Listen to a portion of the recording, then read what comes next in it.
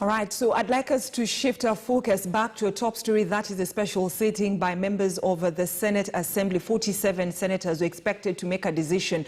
But of concern to senators, some of them, is threats and intimidation that they say is coming from the other senators were actually supporting the sharing of the revenue formula that will see 18 counties lose and 29 counties benefit. So let's speak to Kakamega Senator Sen.Malala, who claims that his life is in danger. Honorable Malala, thank you so much for talking to us here on KTN News Center. Kindly confirm to us about threats of arrest for some of the senators who are opposing this sharing of the formula. Thank you so much. First of all, it's quite unfortunate because at around 3 a.m. in the morning, I received unusual visitors in my house. And when my guard told me that we have visitors, I allowed them into the compound. And when they came in, there were about 15 armed policemen. They demanded that I get out of my house and accompany them to DCI. They were unable to introduce themselves by name. One of them introduced himself by the name Muli and said that they had been sent by a senior official in the Department of Criminal Investigation. Thereafter, I refused to adhere to their demands. I insisted that I cannot leave my house at 3 a.m. And if they want to arrest me and if they have any allegations that they are subjecting me to, they should do it in broad daylight. So from 3 a.m., these armed policemen have been camping at my gate, and they are not leaving anytime soon. They are not saying what they want. They have disconnected power in my house. They have disconnected water. And they are aware that we are supposed to be going to the Senate to vote for the third generation formula later today. So, Senator Malala, can you confirm to us that you're in your house and that the police officers, the said police officers, are still camping at your gate? Yes, I'm in my house. I'm unable to move even an inch, and they're seated outside here with 3 vehicles, and all of them are armed. And what was the reason as to why they disconnected water and electricity? I think it is a form of intimidation. They don't want us to be connected with the outside world, and they don't want our phone charged. So they are eager to ensure that we are disconnected from communicating with any other person who is not within this area. Can you confirm to us allegations that have been, leveled against the said police officers? We have Narok Senator Ledama Olekina. We have Bomet Senator Christopher also Lagat saying that police officers are also camping at their premises. I've spoken to Senator Lagat. Equally, he has been detained in his home. I'm just reading on electronic media that Senator for Samburu, Senator Lelego, is also arrested. And when you look at the pattern of arrest, you will realize that these are the senators who have been opposing the third generation formula as proposed by the Finance Committee. All right. Now, there is allegations. Actually, it is alleged that police say that they're investigating claims of incitement to violence by you leaders. And so what incitement to violence is this that the police are talking about? We have not been served with anything. Personally, I have not been told why I'm being looked for, and I'm yet to know why they are doing that. And what a coincidence! Why should they do it on the eve of us voting on such a very important motion before their house? So we are saying that this is dictatorial and unparliamentary, because parliamentary democracy allows senators to vote the way they want, the way they believe, and in accordance to their principles. But as it is right now, this is a dictatorial approach. What they want to do, they have identified senators who have delegations, so that in my absence, the members of the delegations, being nominated senators and being senators who can be bullied around by their parties, will vote the way they want. So I am very disappointed as a leader. This should not be happening in this time and era. when we promulgated the new constitution and safeguarded the interests of democracy in this country. Over the weekend, you are in the media, the press, addressing the press, saying that you had received threats and intimidation from a leader in the Senate Assembly. Have you reported this to the police? I have not, because I've not had time. I received a phone call from Senator Irungu Kangata like a fortnight ago, and he told me categorically that you cannot fight the government. We shall ensure that your accounts are frozen. We shall send the taxman to you. Little did I know that the guy was going to actualize these threats, because last week on Friday, you saw in the media that my accounts were frozen, and the taxman was claiming like some money from me. And when I went to the taxman, I realized that the money that they were alleging that the taxman I owed the taxman was basically pay as you earn remittance. So it was not a matter between me and the taxman. It was a matter between my employer, who was the former my former employer in Kakamega County Assembly, who had not remitted pay as you earn. So it was not a matter that was directly affecting me. But they chose to clinch on that aspect and try to threaten me with such fictitious figures. But I communicated directly to the commissioners, and they cleared me. And that was just one step of intimidation.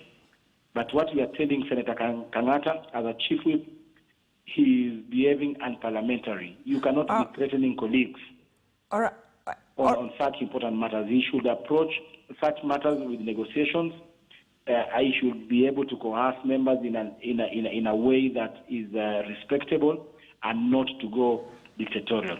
All right, and let me ask you this question, Honorable Malala. Last week on the floor of the House, the Nairobi Senator, that is Johnson Sakaja, raised the same concern on the floor of the House, telling the Speaker that his life is in danger, he was being threatened.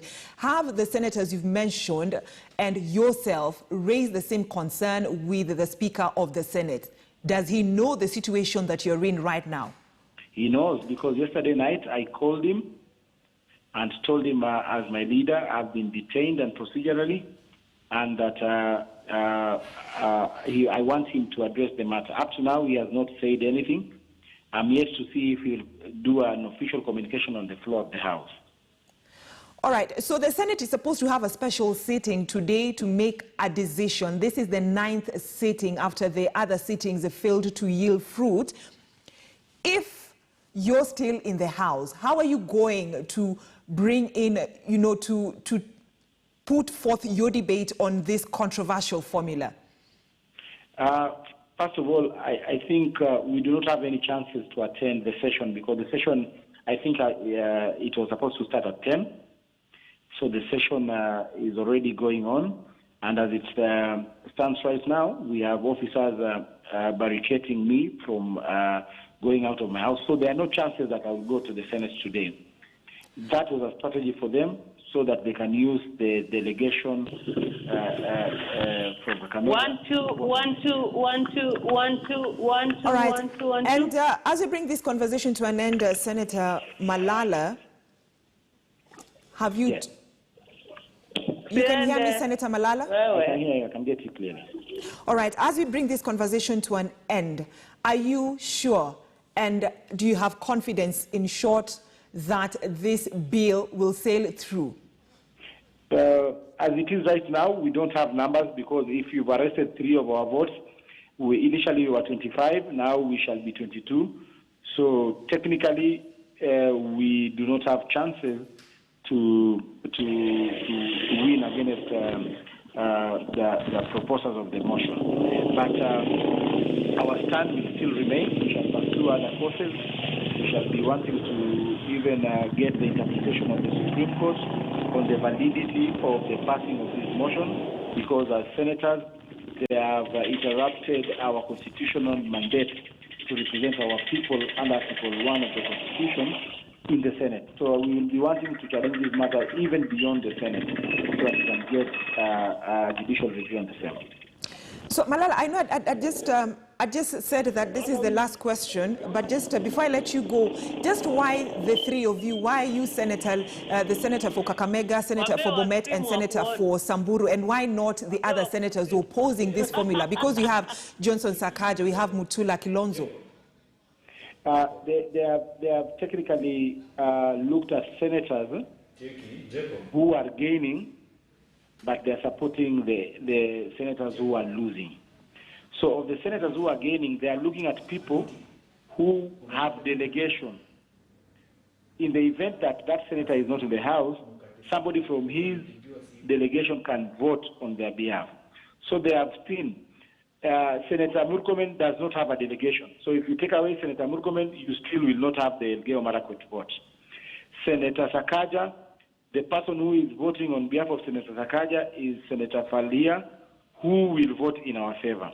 But they have technically seen that if we take away Malala, we can then have Senator Naomi Shionga, who will vote in our favor. If we take away Senator for Bomet, we shall have Senator Milgo, who will vote in their favor. If you take away Senator Lelegwe, you shall have Senator Mary Seneta or Senator Pareno, who might vote in their favor. So they have technically analyzed that situation and decided to arrest those people who, if they are arrested, then they can get the vote. Malala, the senator of Kakamega County, talking to us about that impending arrest, and he's actually inside his house. He's decided not to follow the orders of going with the police officers who want him to leave his house and go with him to the police station to answer to questions of alleged incitement to violence, something he says that he's not been served with the notice as the reason as to why the police officers want to arrest him. He's also alleging that police officers are also camping at the premises of a Bomet senator, that is a Senator Christopher Lagat, and also the senator for Samburu. But right now, as we speak, on the floor of the House at the Senate Assembly, that sitting is currently going on, and I understand that Senator Mutula Kilonzo is actually was speaking a few minutes ago and was requesting for the adjournment of that special sitting that was called for by the Speaker of the Senate, Kenneth Lusaka, owing to the impending arrest of the three senators that have just mentioned, Kakamega Senator, Samburu Senator, and also the Bomet Senator. So as you're seeing on your screen right now, that is a special sitting that is currently underway at the Senate Assembly. This is the 9th sitting that is happening within a span of 2 months after the previous eight sittings have failed.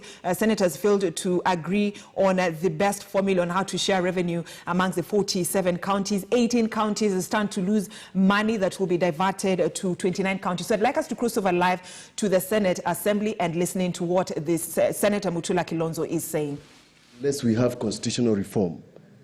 Mr. Speaker, although Senator Orengo did not succeed on that day on the adjournment, this country has changed and we have a new constitution. Mr. Speaker, we will not proceed today unless we have those three senators. If we have to sit on this table, we will sit on it.